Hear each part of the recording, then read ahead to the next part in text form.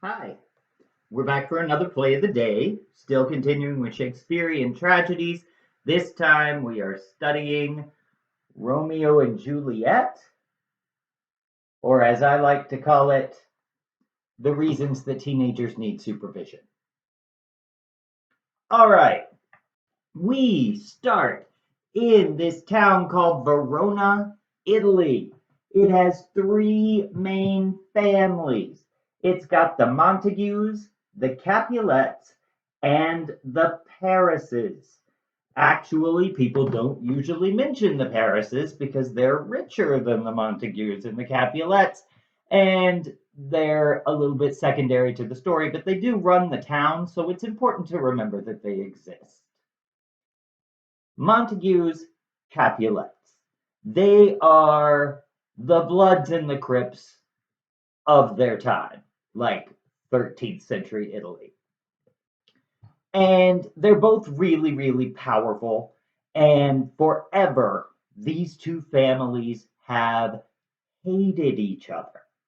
So now, literally centuries later, these families still just fight because they just fight. So it's summer, and all the boys connected to each of these are like teenage boys who are rich and don't need a summer job or anything. And they're just walking around in the heat with all the hormones running, and they just like to get into fights with each other. So the show starts with this huge fight. Why are they fighting? I don't know. They don't know. It's just a fight between the Montagues and the Capulets. But there have been three of these lately, and people are dying. And Prince Paris, right up there in the middle, who runs the town, is like, okay, enough is enough. So he calls in Lord Montague and he calls in Lord Capulet, and he's like, three civil brawls, people. I can't take it anymore. I keep telling you to make them stop. They're not stopping. The next person who starts a fight is going to be killed in the town square just to prove a point because I keep telling you to stop and you keep not stopping. So, next one. All right. All these boys that were in the fight are a little disappointed they're not getting to fight now. But one person wasn't in the fight, and that is the Montague's only son, Romeo. Romeo is more of a lover than a fighter, and right now he is completely and totally in love with this woman named Rosaline. And he writes poems about Rosaline, and he just thinks about Rosaline because there wasn't a whole lot to do at this time. You could either write poems, think, or have a fight. Like so, he's off writing a poem now about Rosaline doesn't love him because she doesn't want to give him the time of day. But his cousin, Benvolio, who was in the fight, comes up and is like, "Hey, Romeo, we just had a big fight and you weren't there. What gives?" And he's like, "Oh, don't feel like fighting. Rosaline won't return my texts," or whatever they did back then, send a messenger. And he's really, really disappointed. And Benvolio says, "Dude, I get it, but if she's not into you, there's other fish in the sea." And Romeo says, "No, no, she's the only fish in my sea. I will love her until I die." Because teenagers. So they're about to leave when all of a sudden this messenger does come up. And the messenger's like, "Excuse me, sirs, can you read?" Because, messengers, illiterate. And they say, "We can read." And so they read this like invitation that says, "Hey, the Capulets are throwing this big party. And be you not of the house of Montague, come crush a cup of wine." And Romeo's like, "Well, might have been fun, but we're from Montague, so we can't go." And Benvolio says, "No, it's a costume party. They'll never know we were there because Shakespeare loves a costume party." loves them, uses them all the time. Put a mask on, and he's like, I'm here for it. So they get dressed up. They're going to go to the party. Meanwhile, over in Capuletville, they're getting Juliet ready. Now she's a little bit younger, but she's getting old enough that she might want to think about getting married. And Prince Paris's cousin, Count Paris, is ready to get married, and he wants to marry Juliet. So Lord Capulet comes in and says, Hey, Juliet, want to marry my friend? And she's like, Well, I will look to like if looking liking woo, meaning if he's hot, sure, but if he's not, I'm probably going to sit this one out. So they say, It's great, just meet him. We know you're young. Maybe we wait a couple of years. It's all fine. They go to the party. Count Paris is a dud. She's feeling nothing. Romeo, Benvolio, and his best friend, Mercutio, show up at the party, and they're hanging out, and they all kind of split up, and they're, crushing their wine. And across the way, Romeo sees Juliet, and Juliet sees Romeo. And their first 14 lines that they speak, when combined, actually become a love sonnet. Anyway, they see each other. They are immediately attracted, like Rosaline, who, am I right? So they meet up and they sneak behind this column and they're making out. When all of a sudden, up comes the nurse, which is the servant to the Capulets who pretty much raised Juliet. She would be kind of like a nanny, I guess, that stays with you for your whole life because your mom's too rich to care. And then Benvolio from the other side rip them apart. And they're like, You can't be kissing that person. And Juliet turns to the nurse like, Why not? And it's like, He's a Montague. And Romeo is like, Why can't I kiss her? And it's like, She's a Capulet. And they're like, Oh, man. And suddenly, reality sits in. And reality is that boys have conquests and girls have bad boy syndrome. And it works like this. Tell a boy he can't have someone and he now wants her all the more. Tell a teenage girl she can't have someone and it goes into this really in-depth equation of how much do my parents hate him equaling how much do I love him. So they're immediately, like head over heels for each other, but they've been pulled apart. So Romeo is leaving, and then he says to his boys, he's like, Hey, I'm going to try to sneak into the garden, see if I can see her. Not wise, but it's what he did. And he goes into the garden and he sees this like light come on in a window by a balcony. And he's like, What light through yonder window breaks? 'Tis the east and Juliet the sun. And Juliet comes walking out and he's hiding and he's listening to her because stalking is totally okay in Verona, Italy. And she's like, Ay me, Romeo, Romeo, wherefore art thou Romeo? Now it's very confusing because it sounds like she's asking where he is, but it actually means why are you Romeo? She says, Would a rose by any other name not smell as sweet? So she's really saying, Why can't you be a hot guy who's not a Montague? And eventually he bursts out and he's like, I am here. And she's like, Whoa, oh, you just heard me say all those things. Well, I guess it's too late to back out now. And he's like, It's okay because I feel all those things too, and we can be together and we can be in love. And she's like, Don't say you love me. At lovers' perjuries, they say Jove laughs, which literally means that when young people fall in love and say all these sweet things, God is in heaven laughing at them, saying, Wow, they're stupid. So she says, if you really love me, don't say you love me. Marry me. Because, they've known each other for 20 minutes. So obviously. So he says, okay, tomorrow, send your nurse to find me, and I'll tell her if we can work this out. So he runs off and he sees Friar Lawrence, who is like a monk, and he is a friend of the family. And he's like, hey, Friar Lawrence, guess what? Met this great girl. We want to get married. And Friar Lawrence is like, okay, well, you are technically old enough to get married in this day and age, because let's face it, you're going to be dead by 35. So, okay, who is she? And he's like, Juliet Capulet.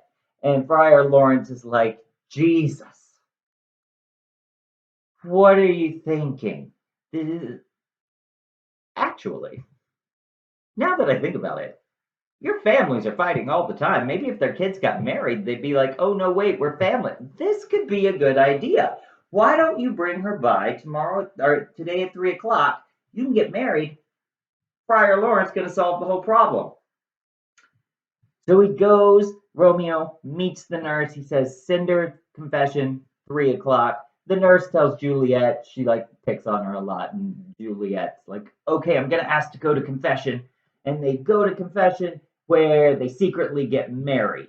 And they're really excited. And they're like, this is so amazing. I'm so excited to be married to you. But I didn't tell my parents I was going to be out for very long. So why don't you sneak by tonight and get me and we'll run away together?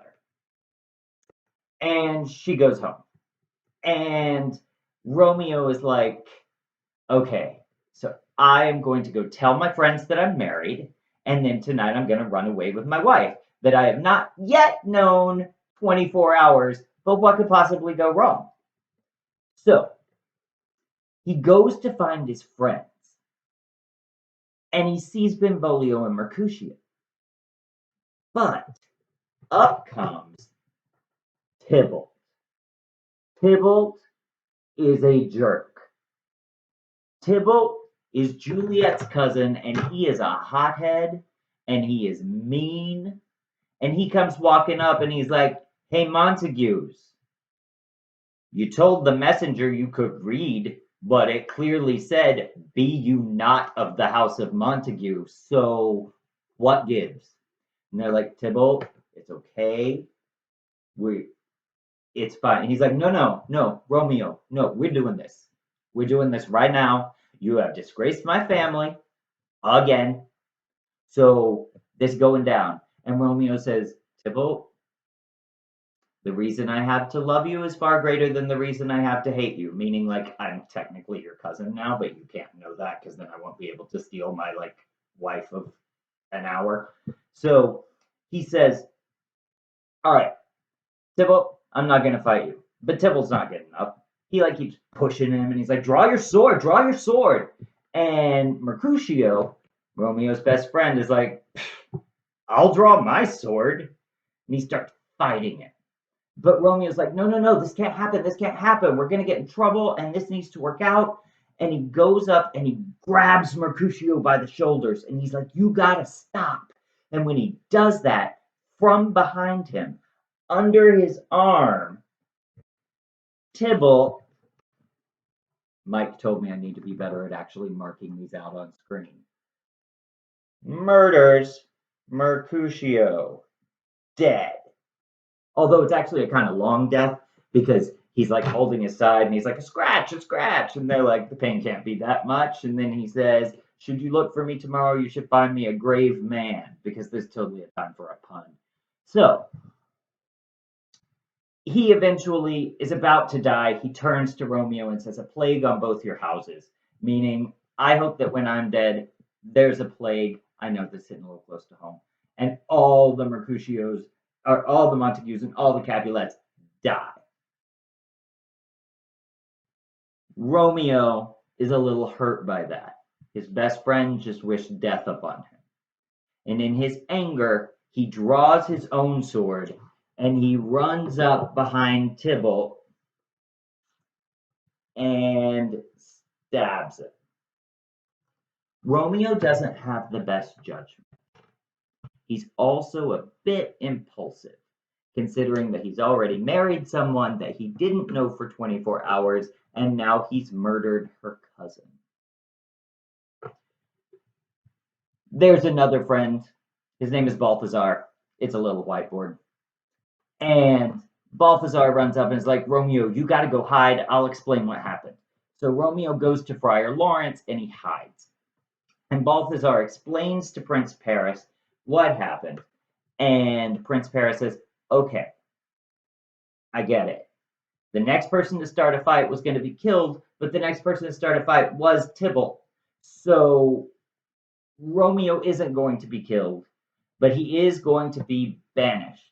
He has to go away to Mantua, and he can never come back. If he comes back, we will arrest him. Well, this is the worst thing that Romeo could possibly imagine, and he's crying, and Friar Lawrence is like, you're an idiot. Don't cry about this. You get to live. As long as you get to live, you can be with Juliet. Just go to Mantua. I will send word of a plan, and we'll find a way to get her to you. And Romeo says, okay, that's a good idea. That's a good idea. I'm going to go to Mantua. But first, of course, he sneaks by by Juliet's place. He spends the night with her, and then he leaves before the sun rises. Juliet's mother comes in and is like, Juliet, we know you're real sad because your cousin was murdered in cold blood. We understand that. But you know what makes people happy? Weddings. So why don't we just push it up and next Tuesday you can marry Count Paris? Because I know he's boring, but he's also the Paris family, and that's like letting us move on up. And so, yeah, that's going to happen. And Juliet's like, no, no, I am not going to marry Count Paris. I don't love him. Doesn't mention she's already married, but it's implied. So her father walks in and says, so what does Juliet think of the arrangement that we've made for her? And her mother's like, she's not interested. She says that she will nun, meaning she's going to like join the Catholic Church and be a nun. And Lord Capulet grabs her and says, no, you're not. You're going to marry my friend next Tuesday. Or you can die, beg, starve in the streets for all I care because you will no longer be a Capulet, meaning he will disown her and she will be homeless because women can't get jobs. Cold. And she says, fine, I will marry him, but I need to go to confession. Juliet never goes to confession.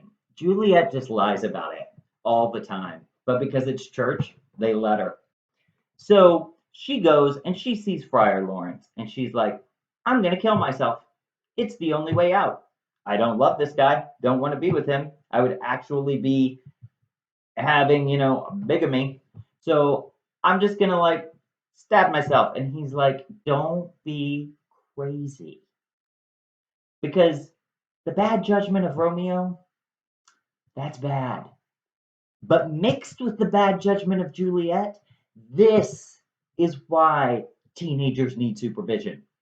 Not Friar Lawrence's supervision. He is horrible at this.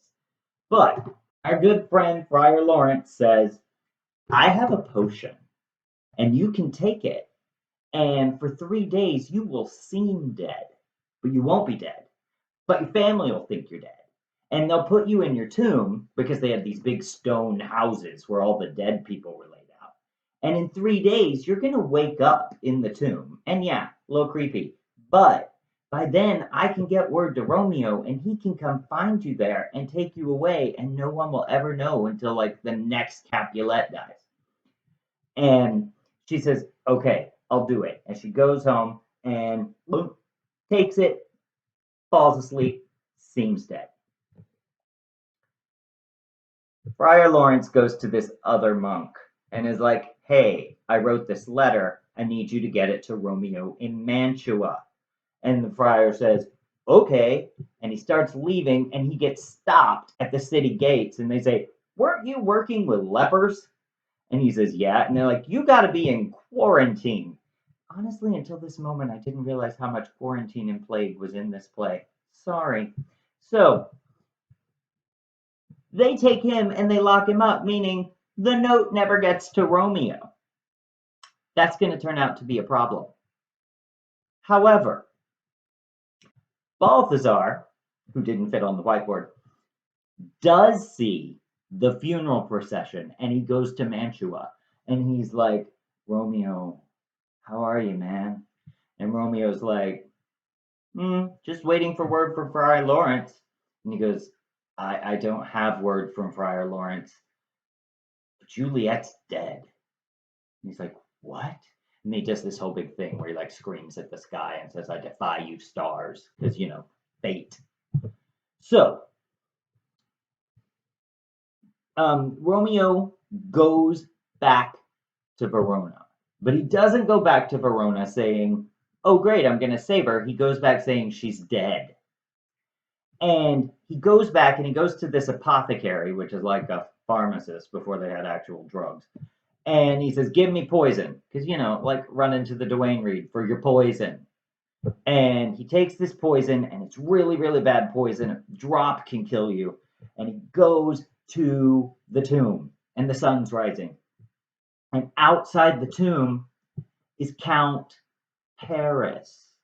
Because he's there and he's mourning his fiance, and he looks up and he sees Romeo and he says, oh, a Montague has come back to the burial place of a Capulet. He's going to vandalize it. I have to protect my fiance and like protect the sanctity of her grave.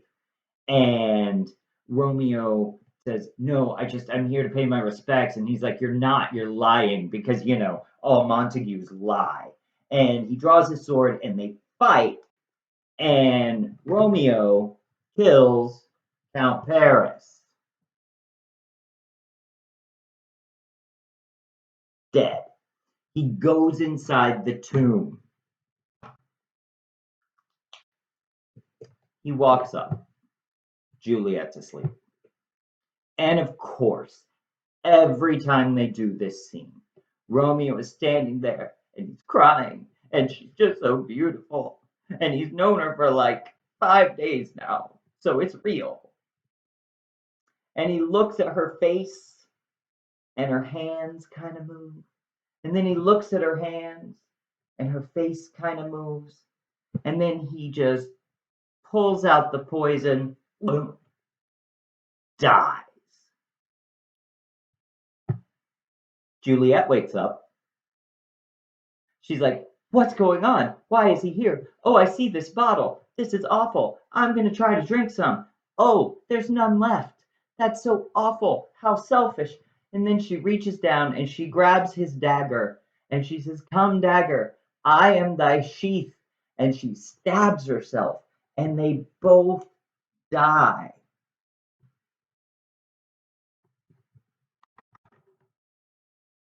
They're dead.